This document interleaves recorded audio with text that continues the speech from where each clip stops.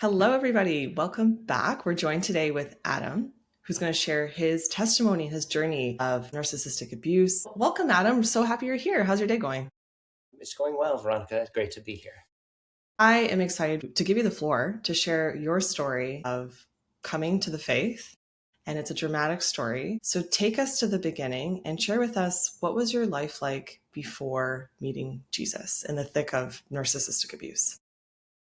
I had a lot of experience with narcissistic abuse. I was in a cult for 18 years that was, you know, there were some beneficial aspects, but predominantly run by a narcissistic and abusive leader.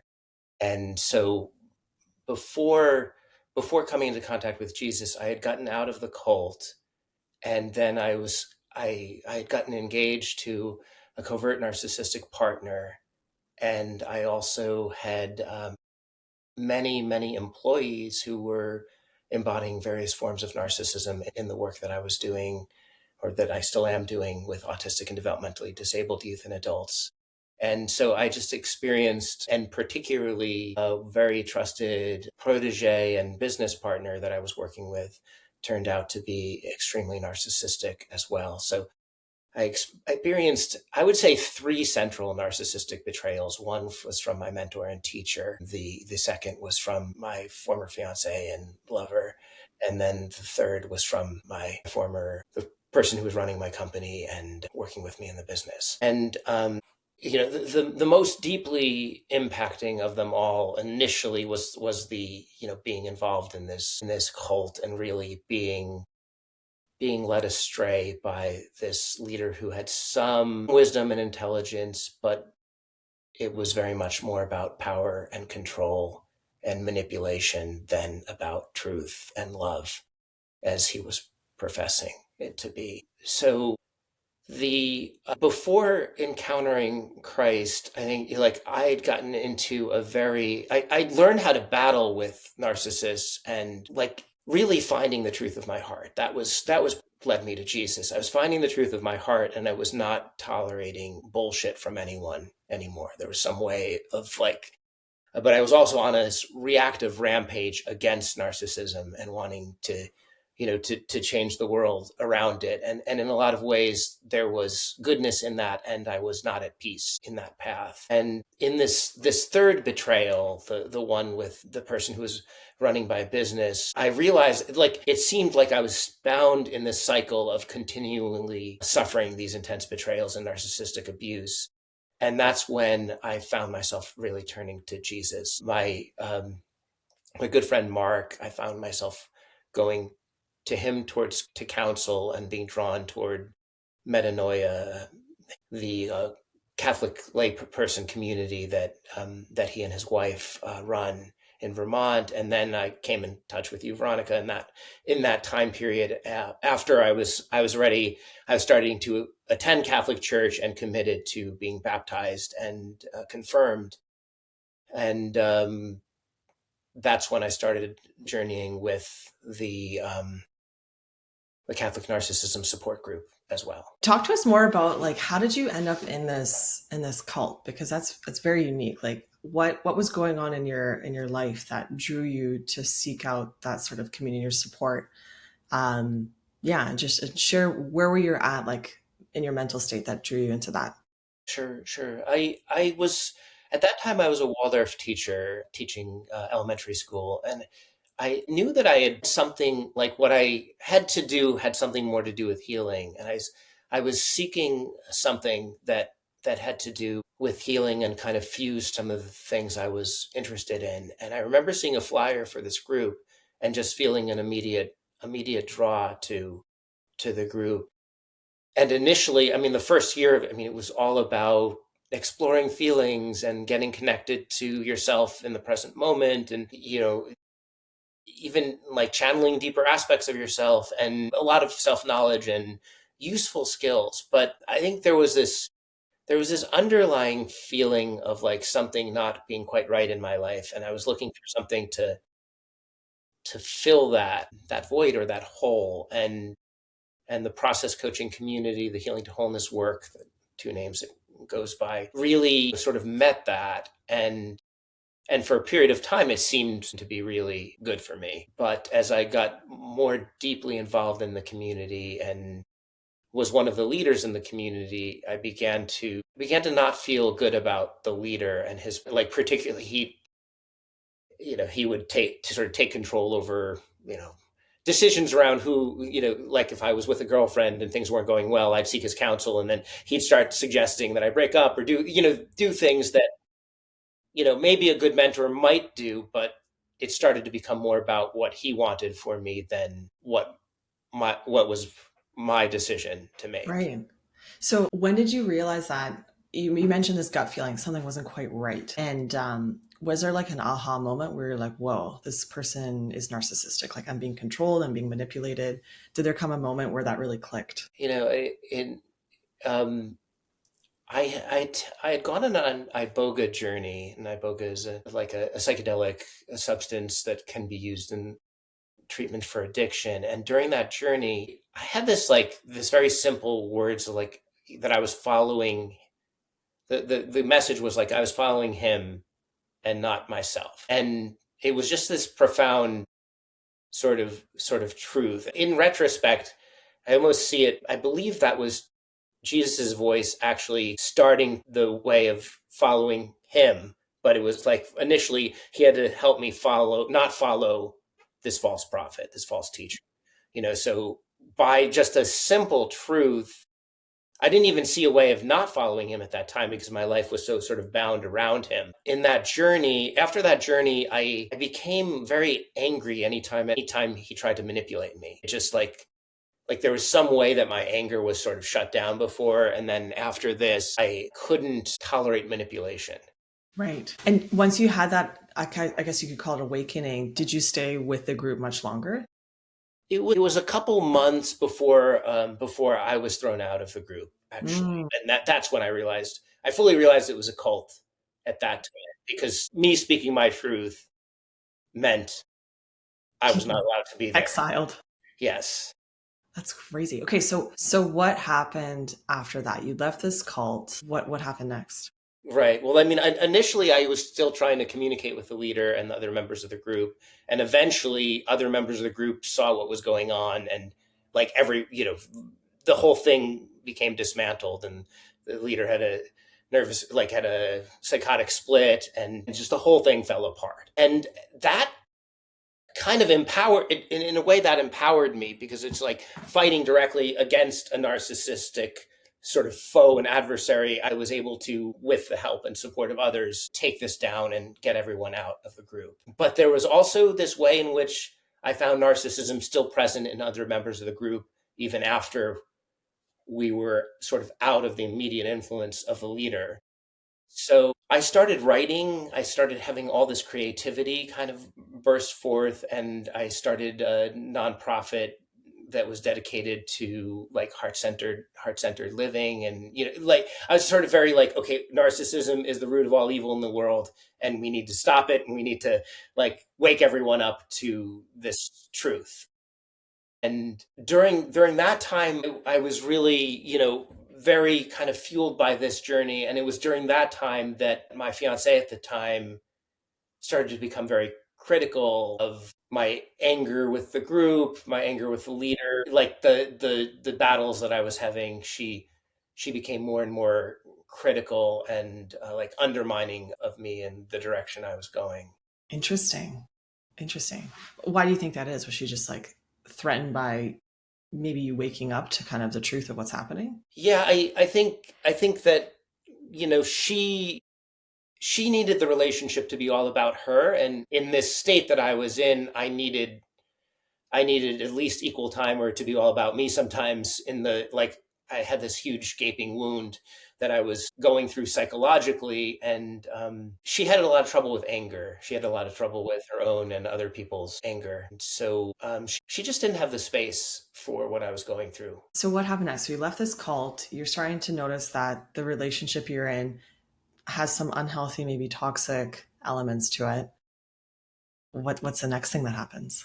I remember like a lot of the things come to me sort of through auditory. Like I remember getting this clear message that I had to leave my former fiance. Like, and And it was like one of those heartbreaking messages of like, oh, that's true. Like it's just not, like, it's not going to work. Like, there's no way it's going to work between us. And so I ended up receiving that message. And then a couple of days later, just having a conversation with her, basically just saying, I don't see how, like, I can't go on being lovers with you with the dynamic being what it is. So then we had some conversation, but then she very quickly discarded, like, I was still trying to sort of work things through in our friendship and see what might come of it, but she very quickly discarded me and like painted the whole relationship black, which, just like later on I understood to be a part of this, this like narcissistic, like love bomb, devalue, discard pattern that many narcissists do. And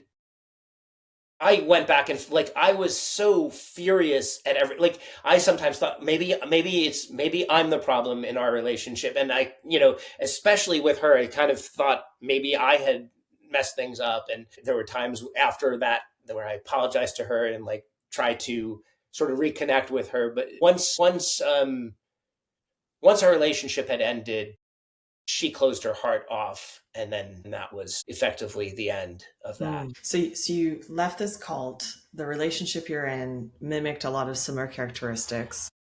You felt like you had to end that. And then you have this gaping hole of how did that feel? Like how would you describe that emotion of this emptiness?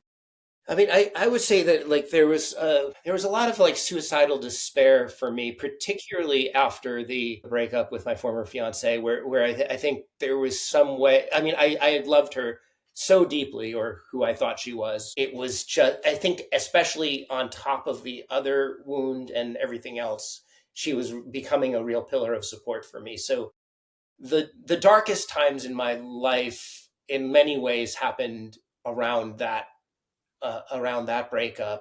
That there's just the narcissistic rumination and the, sort of like, what did I do wrong in this relationship, and how did I lose this? And it just was it was a very dark time. It was very hard to lose her. So how did you go from this world and suddenly discovering Jesus and going down the Christian path? Because those are Yes. two very, very polar opposites. Yes.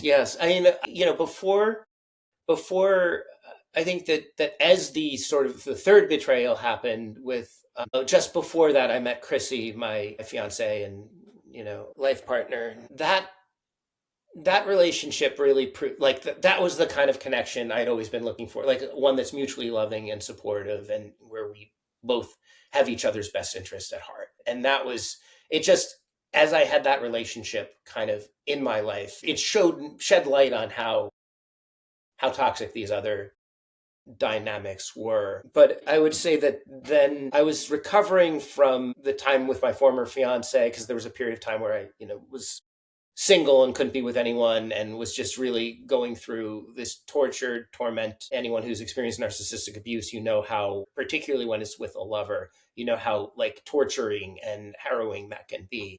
And then when I had the third betrayal, where my protege and business partner just like had been lying to me for years and shielding me from things that were going on in the company and running the company in a really negative direction, when that came to light, during that time, I stepped on, I don't even know what it was. There was something that like pierced my foot, and I had this like injury where I couldn't walk for several months. And then even after it healed, that there was still a piece of this like this wood or bone, or I don't know what it was, that had gone into my foot. And that it was during that time that is like the real rock bottom of like, this, I can't go on living this way. This is not working. And also the way this other person had run my company, I think she did these corrupt practices and then reported us, and we got audited. And there's this whole like fear around what was going to happen with the audit. And I remember just starting to pray. I prayed to Jesus before, like kind of praying to Jesus along with praying to other forces and things. And so, I mean, I was always open to Jesus in that way, but I wasn't like, I started feeling like I needed Jesus. Like I needed a personalized connection with God that wasn't the way that I was relating with God as more of a universal force or power. Kind of. Interesting. kind of Yeah. God the Father, maybe without, the Son. Yeah. Share more about that. So you were on this quest, this desire within you to seek out this Jesus, to get to know him. What happened next? Well, I started talking with Mark and seeking his spiritual counsel. I had one trip to Metanoia where we prayed several times a day, and I'd visited that place before, but not as a believer. And at this time I was sort of open to anything that would help me. And this was really, I remember I was really feeling like called to a higher love. I remember that Huey Lewis song. I think the Higher Love like came on in the airplane in the airport when I was like deboarding and like going toward the bus to go out to Vermont. And just I was like, yes, I really feel like I need a higher love guiding and supporting me than what I've been living from. Uh, I at first it was, there's been a way in which I think my father was very critical of religion in general and the wars and killing that has happened in God's name, whether it's Christian, Muslim, Jewish, like all those types of things. And I've always been raised to be very sort of skeptical of traditional religions. There was a little bit of like resistance for me becoming Christian and Catholic. Like I never would have seen myself kind of go like maybe getting wisdom from some of the religious traditions I was always open to, but actually becoming a believer in any one tradition, that was not something that I was ever imagining for myself. But as I started going this way, and I remember I was in this sort of questioning phase, and I was receiving a craniosacral session where I just started like lying back and receiving this healing work. I felt this clear draw of like of everything in my life, whatever's taking me closer to Jesus is what is feeling supportive. And I just felt like I had to follow that. And then as I started talking more with Mark about like he was like, well, you know, if you want to become Christian, then you should find a church and, you know, like get baptized and just started guiding me in that way. And then I tried out a couple different churches, one Protestant church that just didn't have the structure. And I think that, the Eucharist and just the living sacrament, the presence of the body of Christ, I think was really important to me. I didn't even know why at that time, but like later on that became a crucial element of my healing journey around narcissism, especially. So I started attending church regularly, and then I found the group you started, the Catholic Narcissism Support Group. And that was a really, like, I had been going to a cult recovery support group, and there just wasn't any spiritual component. It was useful, it was supportive, but really giving things over to God and asking for help. Like I really feel like the recovery of these kinds of wounds, it's just very hard when you're trying to do it without God. It's like really, really hard. And these things really started helping me. And I kind of came to a period of time where I was sort of in and out of like functioning fine in my life and then having these periods where like I have flashbacks and not sure how I'm going to cope with the day, but having a support group, having Mark's support, and then having the support of the Holy Spirit Catholic Church, the church I began attending and eventually got baptized in, really helped me through that time.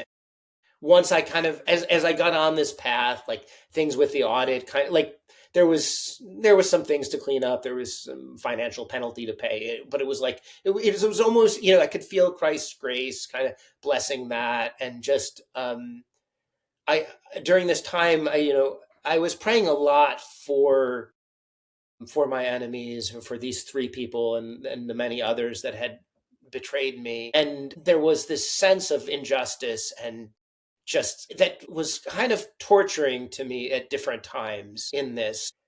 I think that the Lectio Divina, like opening myself to the gospel, doing that in the support of the community that you started, Veronica, really helped helped the scripture kind of enter my heart more deeply. And then getting baptized and confirmed and having first communion was all like I wouldn't say I didn't have like a sudden awakening, but I'd say a month or two after that, I started to feel the tremendous power of those sacraments. And even, taking communion initially, I was almost expecting a magical transformation, and I didn't experience that, but there were subtle changes that started to happen for me each time I took communion. But I would say that I went to the 30-day Ignatian retreat, practicing the spiritual practices of Saint Ignatius at Mark and Lisa's community, Metanoia, and during that time, I started being more prepared for the Eucharist because I was spending 4 or 5 hours in meditation and prayer every day, and really sitting with the gospel and the Bible in a much deeper way than I had ever before. And so I got guided to come to communion and ask Jesus to come into the wounds around the narcissistic abuse, to come in and really, heal me where I can't heal myself. And I remember just maybe doing that, I don't know, like 8 to 12 times. Like that was my, just right before receiving the communion, asking for that and receiving the communion and starting to feel like I started to feel a power. Like I'd have these moments of just feeling Christ completely there with me. Sometimes I'd receive messages, sometimes guidance, and a lot of times just a feeling of peace that would come over me after taking communion that would sometimes last for an hour or a day or a period of time, and then it would sort of dissipate. But then this one time when I took communion with that intention, and there was this whole festival, like there's this group of nuns that was traveling through the Diocese of New Hampshire with like a van with the Holy Sacrament on there was like in the van, and there were these Franciscan priests like that were like that, and they were going around to all the churches in New Hampshire, and it was this wonderfully weird pilgrimage that they were doing. And during that mass that they were there in attendance, and none of us like we kind of just showed up to church, and this whole thing was happening.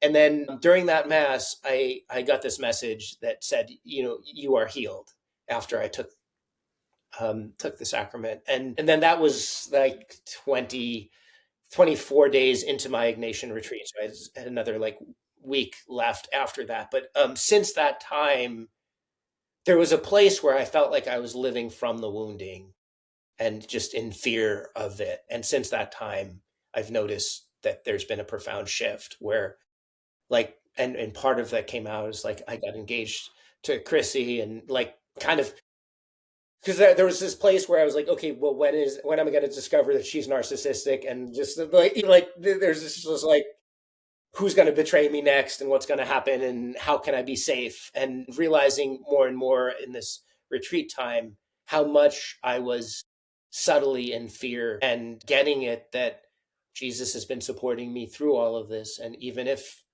there's more betrayal to come, it's okay. Like I don't have to live in fear. And then I started praying with the Beatitudes, and really with Mark's guidance, seeing it as a blessing, like when you're persecuted for the sake of righteousness, that's like, blessed are you, like, and that like every time I've encountered narcissistic abuse, it's sort of been around that. It's like, I'm trying to go toward the truth of what's there in the relationship, and the other person's attacking me or vilifying me for the truth, and that the blessing, like when I had this sense of this healing after taking the sacrament, and then I had this outpouring of love towards the three people that had betrayed me. I just said this outpouring of love toward them, and for forgiveness. And that, I mean, and there's layers of forgiveness that I had done before that, but this one, I just like, I felt like there was a way in which I was carrying them that I'm not carrying.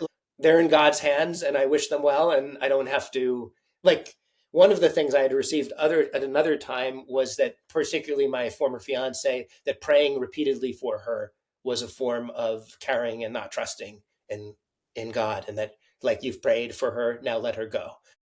I mean, I can pray for her again, but to constantly pray for her is like is like a holding on and carrying, and it's another way of not trusting. So it was an interesting thing to be like, okay, pray for these people and let them go. In a lot of ways, like we have to let them go to live our good life in a sense, and that that the narcissist is living in a nightmarish world, a world governed by fear and hatred, and anytime we get sucked into that world, we get sucked into some of those elements of evil. And so the more I could free myself from all of the narcissists and just be focused on my relationship with Christ, the more clear my path became. Like because a part of me also in going through this, I was really drawn to helping support others in the recovery of narcissism, and it's been interesting for me because Christ has really shown me that my ministry and work in the world is working with the developmentally disabled population. That, I mean, not that I can't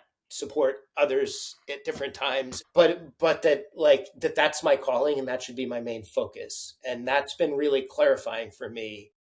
And there's some way, I think, also at this time that it's nice to have a break from the narcissism focus and like focus on that, because when you're working with developmentally disabled youth and adults, they tend to be more open-hearted and authentic. There tends to be less evil and narcissism, although these things are always present. There's some of that there, and then working with staff, there can also be dynamics, but just doing my best to embody Christ's teaching. So, the way Jesus provided support and healing and the peace that's come, and not that it's like all peaceful. It's certainly, I'd say there's a spiritual battle going on between good and evil every day. But I feel like I have Jesus's presence to return to, and the faith, in God in this way has really changed things, because it's not so much that I don't need protection in the sense that I don't need for things to not happen again. What I need is what I've always needed, I feel like, is this faith that and trust that I'm held through this, and that whatever happens, I can learn and grow and continue to get closer to God. Beautiful story and very dramatic, right? Like going from cult practices, new age practices, seeking all these other things, and then somehow through an injury, Jesus is then, kind of nudging on your heart. I'm curious, what would you tell people who are seeking for healing and truth after encountering narcissistic abuse, but they're seeking it in secular ways and they're not open to Jesus? I think that we all deserve to be healed of these wounds. And so, I mean, I think we have to follow wherever we're called. And some of us are not, some of us are not open to Christianity or God. I think that whatever brings acceptance and whatever brings support and whatever brings healing is a good thing. And there are some places and parts of the wounding that for me could not heal without God. So, whether others may find other ways to do that, I mean, I think there are many ways. But for me, God's presence is a catalyst and a real, and a really, I think when we can make purpose and meaning out of our wounding, it tends to bring healing more quickly. And so getting closer to God, I think, is a good thing for any of us to do. Beautiful. What piece of advice would you want to give to your former self or to people who are going actively in a narcissistic, abusive situation or relationship? What would you want them to know? I'd want the former self or them to know that this will end. Sometimes when we're in the middle of the nightmare, it seems like it will never end. And it can be a place where we lose faith and hope. And that even when it doesn't feel like it, God is always there with us. And this darkness can get better. I think the other thing, the thing that kept me stuck for a while, and I had to sort of learn to understand, is that it wasn't really love what they were giving me. And that was hard, like with all of them, because it seemed so much like love. It seemed so much like they saw me and knew me. And when I preserved that sense of that they really loved me, like if you love somebody, you never treat them. I mean, like we all have unconscious moments, but you don't like treat someone with cruelty, close your heart, and never talk to them again. Like that isn't something that a loving person does. So learning to see through the illusion of the narcissistic love bombing and trauma bonding that they do, that's not really love, and understanding that these individuals are incapable of love, the ones that I encountered, and I think many of us encountered, they can't love. So they can create the illusion of love, they can create the sense of closeness, but it's not really love. And even though that can hurt to lose that illusion, the faster I lost that illusion, the more I became open to healing. Yeah, so true. Because it's just a relationship built on use and not love. They just want to use you. Exactly right. And no, nobody who's feeding off of you, using you as supply, that's not love. And as soon as they're not getting their affirmation needs or sex or power or whatever it is from you, and then they leave, that's evil. Because there's a kind of cruelty in narcissism. So I guess my final question is, how's your life better now that you have Jesus and the Catholic faith? And I just feel so much more supported. There's some way in which, like, I would say that I always sensed a little bit of God's presence around me. Otherwise, I think it would have been much harder. But I think I felt alone in it in a lot of places. And with the Catholic faith and Jesus's presence, I feel held and supported and at peace. I think also that's the other thing of, like, when I wanted to change the world and like kind of drive evil out of the world, and like in embracing the Catholic faith, I've embraced that evil is a part of the world and that's not going to change. Like, I don't think there's anything I can do. If at some point God wants the world to be different and that's the plan, I'm down for that. To accept the world as it is and find peace with things as they are while embodying love. That's been a path that's much more peaceful than trying to drive out all the evil, which ultimately becomes an egoic path because it's not our mission to do that. So I think that in a lot of ways, I think that, yeah, that sense of peace and connection has really changed my life. Beautiful.